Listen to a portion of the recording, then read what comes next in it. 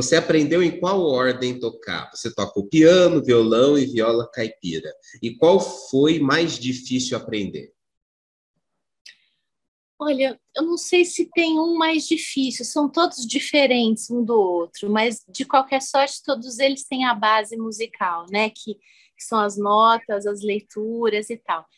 É, eu comecei pelo piano, primeiro foi o piano, depois veio a voz, depois veio o violão, porque ficava difícil carregar o piano para os lugares, para os encontros, para as festas, para os encontros de amigos mesmo. E para os shows também, eu comecei a sentir que o violão preenchia uma outra história que o piano não me dava.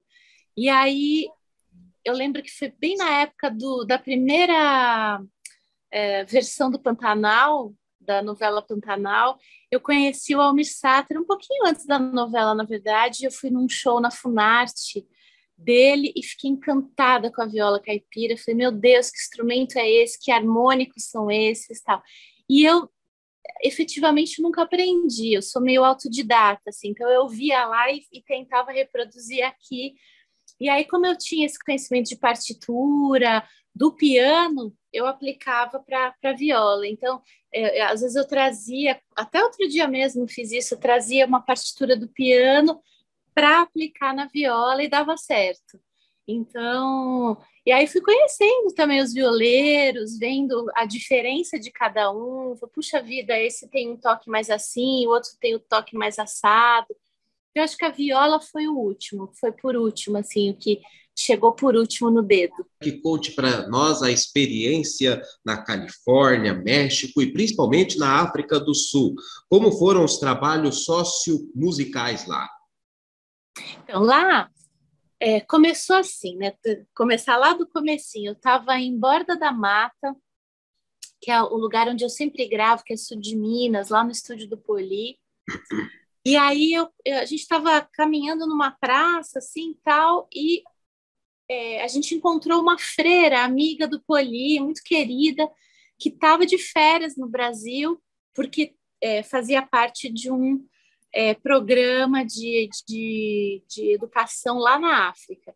E ela foi contando, e a gente encontrou com ela na praça, assim, ela foi contando como era o projeto, eu fui me encantando com o que ela contava das crianças, dos trabalhos sociais e tal, tal, tal, tal, tal, tal. E aí eu tentei pela mesma ONG dela, que seria em Angola, na verdade, mas eu não tinha o dinheiro, eu iria fazer esse trabalho voluntário, mas eu não tinha o dinheiro da passagem, hospedagem e tal, eles teriam que bancar isso para eu conseguir fazer esse trabalho, e tudo bem, não receberia nada por isso, mas eu teria que ter os custos pagos, senão seria impossível. E aí não rolou por esse grupo, mas eu acabei descobrindo um outro que então fazia um trabalho na África do Sul, em Cape Town, e que quando eu mandei meu currículo, eles gostaram muito do fato de eu ter toda a formação musical e ter trabalhado já com as crianças junto ao Dércio Marques, Dorothy Marques e tal, né? E a gente já tinha feito muitas oficinas, inclusive ligadas ao meio ambiente, à percussão corporal, à música em geral. E aí eles falaram, puxa, a gente pode sim te trazer, pagar a passagem, tudo isso, e você faz esse trabalho num negócio chamado SOS Children's Village, que vem gente do mundo inteiro. Então tinha gente da Alemanha, da Inglaterra, da Itália, do Brasil, enfim, da Argentina, e cada um chegava lá e contribuía com o que sabia, na verdade, né? Então, eu, com certeza, fui com a música, com a arte e tal. Tinha outros que davam aula de matemática, outros que davam outras aulas de culinária, tinha tudo, assim. E eram crianças, nesse momento que eu fui, tinham crianças que perderam os pais de AIDS. E eu até quase adotei um pequenininho, mas como eu também não tinha lá aquela condição financeira para tirar uma criança do seu país e trazer para outro e bancar essa coisa, eu falei, não, eu tenho que ter o pé no chão e se eu for adotar essa criança, eu tenho que ter condição mesmo de bancar tudo isso e essa nova vida, tal. Então acabou não rolando, mas a experiência em si foi maravilhosa, assim, foi uma das mais lindas que eu já vivi. Tani La Sálvia, muito obrigado pela entrevista. Eu gostei muito de você. Você é maravilhosa, você é iluminada, tem uma voz muito bonita e canta demais. Obrigada, querido. Uma honra, um prazer. Sempre que precisar, estamos às ordens. Tá certo. E quais foram as suas influências musicais e as inspirações? Nossa, influências e inspirações, meu Deus, tem muitas, né? Eu amo música, amo música.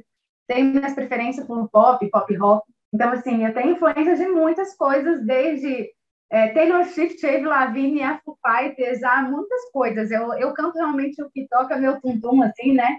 E vou pegando um pouquinho de cada coisa. Eu gosto de Luísa Sonza, estava fazendo aquelas coisas do Instagram, né? De um gosto musical que você curte e que ninguém imagina. Aí eu postei até a Luísa Sonza, né? Então eu tenho essas milhões de influências aí. Eu amo música, eu canto pop rock, mas eu amo música. Então aquilo que ou mexe meu coração, ou mexe de alguma forma, assim, né? Com alguma emoção, seja qual ela for, eu acho incrível. Eu acho música incrível. Eu vi quando você se vestiu de Rebelde. Quem que é a sua personagem favorita de Rebelde? A Mia, né? Até porque quando eu era mais nova, eu era bem parecida com ela. Então, a Mia, com certeza. Então você era parecida com a Anaí. Então, tem gente que fala, eu não acho tão parecido, eu era um pouquinho mais, mas o povo fala que parece, eu falo, então tá, então parece. E você ainda tem o projeto Reset?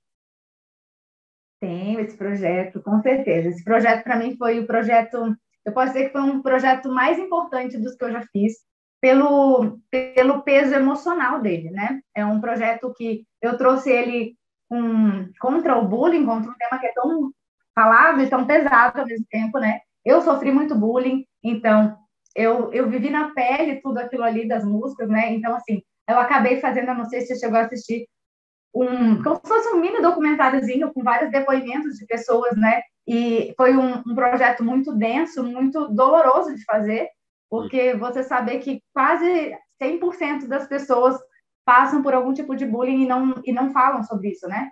E a gente só consegue melhorar o mundo se a gente expor, né? E até eu coloquei uma frase lá que só quem passa por algum tipo de opressão pode falar ao mundo sobre a dor, né? Porque só assim a gente vai conseguir melhorar o mundo, porque as pessoas precisam saber que elas fazem isso. Além de você ser cantora, você trabalha em alguma outra coisa, Tuti?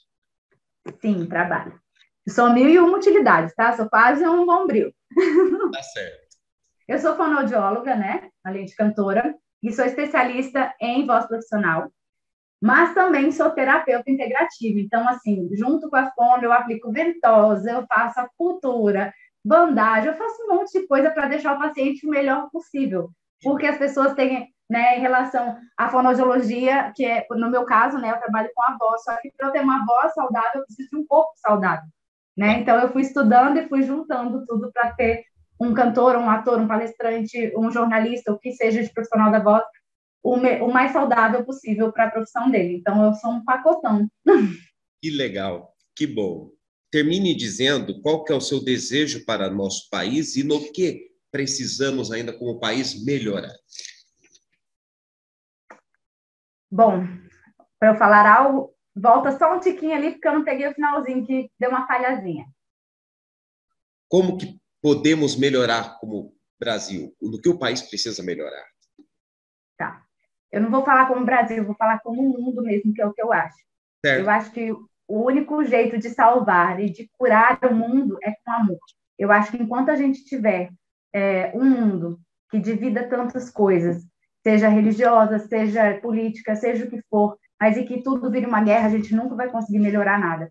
Então, eu acho que a hora que as pessoas entenderem que o amor que é a resposta para tudo isso, eu acho que a gente consegue ter um mundo melhor, não só o Brasil melhor. Tá certo. Muito obrigado. Obrigada, viu? Beijão para você, beijo para todas as pessoas que nos assistirem. Por favor, gente, curte o vídeo, compartilha o vídeo, comenta o vídeo, tudo do vídeo. Tá certo. Quantos tipos de dança existem ao todo? E quais delas você mais trabalha e ensina? Então, eu só trabalho com a dança do ventre, né? Tem muitas modalidades de dança, tem o balé, o jazz, o contemporâneo, hip hop, por aí vai, são muitas. Cada região, assim, do nosso mundo tem uma dança, né? O seu estilo de dança. Então, eu gosto de trabalhar só com a dança do ventre. Já tive experiências com outras danças, como o balé, o contemporâneo, por conta do curso técnico. Meu curso técnico hoje ele faz com que você troque bastante, assim, comecei com balé, aí eu fui para o contemporâneo, tive contato com danças brasileiras também, muito interessante. E foi isso, tem muitas danças, muitas, mas eu gosto da dança do ventre. É fácil aprender a dançar? Olha, fácil é uma palavra muito relativa, né? Porque para algumas pessoas é fácil, para outras já demonstra um pouquinho mais de dificuldade. Só que faz parte, assim, essas dificuldades, né? Eu acho que fácil não é. Não é fácil, porque você lida com muitos desafios. Não é só o desafio do movimento, mas é o desafio de você se olhar no espelho, você ver como é que você tá, aquele trabalho com o seu interior, né? Não é assim... eu só vou fazer esse movimento. Não, a gente trabalha toda essa questão da autoestima feminina, da sensualidade, da feminilidade. Então, é bem desafiador. Mas tem que ali colocar a cara e tentar, né? E quanto tempo de estudo é preciso para ser perfeito no palco? Olha, perfeito também eu acho que ninguém é. Aquelas... Por mais profissional que a pessoa seja, todo mundo tem um pouquinho a melhorar, né? Mas eu acho assim que um tempo bom de dança, para você ser considerado profissional até no mercado, né? São 10 anos.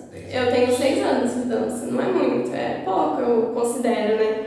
Mas para você aprender assim, por exemplo, se apresentar pela primeira vez, é coisa de 4 meses, é pouquinho tempo.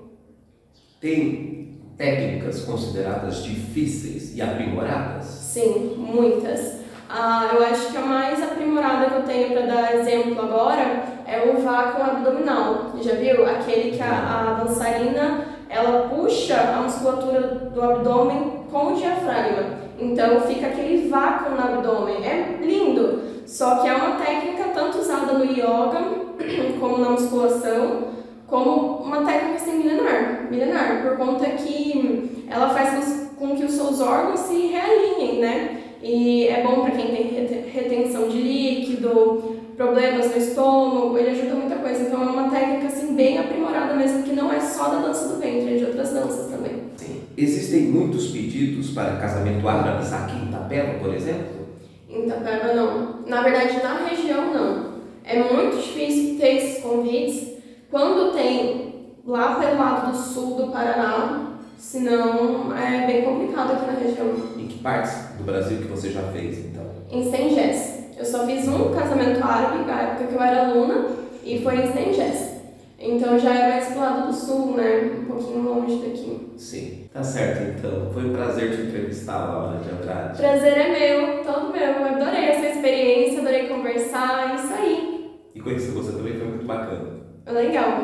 Tá certo, muito obrigado. A única empresa que você trabalhou foi a Clube? A Cristal, o Grupo Cristal? Eu estou no Grupo Cristal já há cerca de 20 anos. Mas eu já estive no grupo de Itapetininga, né? Do grupo do Zabrão, SP Sul, né? Hoje é Mix, era Jovem Pan. Eu comecei na rádio comunitária, né? Como eu estava falando para você, quando eu fazia o técnico, aquela transição da voz, né? A voz estava ficando bem grave. E eu não era muito de falar, não, eu falava pouco. Mas a voz estava encorpando. E aí uma colega minha, a Patrícia, eu não esqueço isso. Ela falou, cara, surgiu uma rádio porque você não faz teste, entendeu? Mas eu nunca pensei, gostava de rádio, mas não me imaginava trabalhando no rádio, entendeu? Sim. Não era o meu sonho. E aí, até que surgiu a oportunidade, era a rádio da igreja, né? E eu comecei fazendo os domingos e olha, cara, que eu tomei gosto pela coisa e eu tô fazendo até agora. Isso dos 16 para os 17 anos, estou com 43 já, cara. 43, 44. Você vê que faz tempo que eu tô no meio, assim.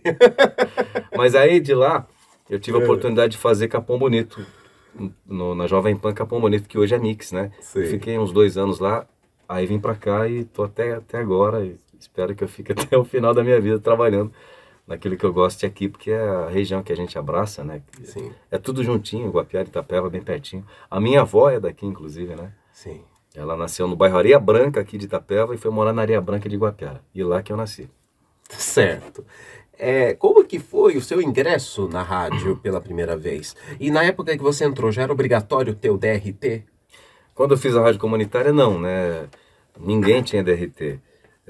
Meu tio, tio Joque, pegou um programa para apresentar nos domingos e foi muito emocionante, cara. Eu lembro que quando a gente foi passar o texto, ele fez todo um esqueminha de direção, sabe? Com texto, com pauta. E aí, a primeira vez que eu fui apresentar um programa num domingo, a gente fez um ensaio lá na igreja do bairro, da Areia Branca, né? Na igreja de São Francisco de Assis. E eu imaginava que eu tinha que falar gritadão, altão, né?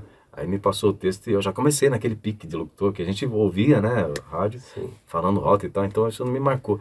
E a primeira vez que eu fiz rádio, não esqueço, eu imitei o Gil Gomes, cara. E não é que fez sucesso, bastante gente pensava que o Gil Gomes estava em Guapiara, mas não era eu que estava lá fazendo as Sabe brincadeiras. imitar? É o Você Rádio sabe imitar Gincana. ele agora? Eu imitava muita gente quando eu comecei, sabe? Deixei de fazer isso, mas ainda brinco de imitar o Gil Gomes. O Gil Gomes, você conhece, né? Conheço, O cara claro. é ícone do rádio, né? Sim. Já não tá mais entre nós. Gil Gomes era assim, Gil Gomes, aqui, agora. Só Muito que tinha o bem. lance, né, cara, que no rádio a voz dele era mais pro agudo, né? De repente aquele elemento! E aí na TV ele falava mais calmo, né? Agora, entendeu? Sim. Eu era fã dele, eu imitava ele, tentava imitar, não saía bom, alguns conselhos. Não, saiu A muito maioria bem. deles saía mal, mas o Gil Gomes ficava parecido, né? Sim, mas saiu muito bem, realmente E- ficou muito bom. Aí ficou marcado e de lá pra cá, sempre no rádio. Às vezes eu fazia outros serviços paralelos, né? Tipo lavoura, roça. Era meio preguiçoso, viu? Pra carpir essas coisas. Serraria, mas sempre no rádio e aí entrou. certo. Hoje eu tô na profissão já há um bom tempinho já. E tem algum cantor ou cantora que você gostaria de receber em seu programa e entrevistar para dizer que admira demais? Cara, eu entrevistei alguns. Aqui no interior a gente não entrevista muitos cantores, né? Mas eu tive... Cara, muito bacana que eu entrevistei foi o Mato Grosso. O Mato Grosso e Matias. Mas assim, se eu quero entrevistar alguém, não me vem a memória agora não, cara. O próprio Daniel que eu falei, né? Você conversou com o Muito Daniel? bacana. Conversei. Deixa eu dar uma tossidinha aqui do lado, aqui, ó. E atualmente não tem nenhum cantora atual? Eu gostaria de entrevistar? Isso. Cara, eu não... Falar bem a verdade, eu nunca fui preso a entrevistar tal artista. Eu sou muito tranquilo com relação a isso. As pessoas gostam muito de tirar foto, né? Com artistas, Sim. com celebridades. Eu procuro fugir, cara. Sabe, assim, questão de tirar foto, eu procuro ficar mais ali no canto. Não tenho muito esse apego, sabe? Sim. Com relação ao futebol é diferente, eu já gosto muito. Teve o Birubiru que teve fazendo uma propaganda aí. E aí eu vi, ele falou, opa, o Birubiru, vem aqui fazer Fiz um videozinho, ele falando o nome do meu pai, que meu pai é muito fã dele, né, na época. Quem é corintiano lembra do Birubiru. Você não torce pra ninguém, né? Você falou. Sim, não torço pra ninguém. Só pra seleção, e ainda assim... E teve uma na vez, Copa. sabe que... Teve uma vez, cara, que eu tava praticava karatê com a minha esposa, a gente participava de campeonatos. Lá em São Paulo a gente ia muito, né? Aí um dia eu tava lá, a gente foi procurar alguma coisa pra comer, era lá na região do Ibirapuera. E aí achamos um bar lá, era um domingão à tarde, quem que eu vejo lá? O Dario Pereira, que é jogador de São Paulo. Mas eu vi ele dando entrevistas no Neto, né, na TV. Aí eu, como corintiano, digo, ô Dario, eu sou corintiano, mas vamos tirar uma foto aí. E tinha um São Paulino que não reconheceu ele, você acredita? Depois que eu falei, eu sou São Paulino, quero tirar foto também. Mas assim, eu não sou muito de chegar e tal. Não tem um artista que eu queira, assim, tirar foto. Se você é fã do Corinthians, então é fã do craque Neto. Não sou muito ligado, eu sou fã do Neto, sou fã do Neto. Ele é bem polêmico, né? Mas ele jogou muito no Corinthians, então Sim. Eu sou fã dele. Irmão Júnior, muitíssimo obrigado. Foi um prazer Eu que agradeço. você, estar aqui na sua casa. Muito obrigado por ter me recebido bem. Eu que agradeço, Solano. Desculpa algumas... Com certeza falei bastante bobagem aí, né? Não. Não vai dar pra editar, né, senhor? Não vai editar. Não tem como. Mas eu gostaria de agradecer a oportunidade que você me deu, né, de estar falando no teu canal e para bastante pessoas, né? E é isso aí, nos ouça pela Clube 93.5, acompanhe, tem um canalzinho também no YouTube, Lima JR Locutora, tamo aí. Tá certo.